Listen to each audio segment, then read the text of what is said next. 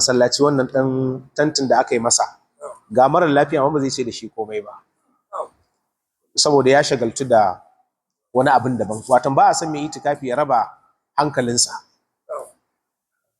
Tafiya dubiyar rashin lafiya da abubuwa guda biyu da malam zai lissafo ana ganin sun ci karo da ma'anar itikafi, domin itikafi ma'anarsa shine killace kai. To in dai har zaka iya fita ka je kai wani abu ka dawo baka killace kanka ba, shine wala ya'udu maridan, ba zai je duba marar lafiya ba. Amma nan malamai sai suka yi tafsili, suka ce idan marar lafiya baban mutum ne ko babarsa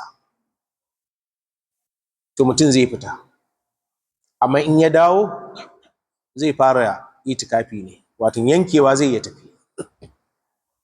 Amma ba uwa ko uba ba, ko kuma wani wanda ya zamanto babu wanda zai iya tsayawa a kansa in ba kai ba, kaga a nan gurin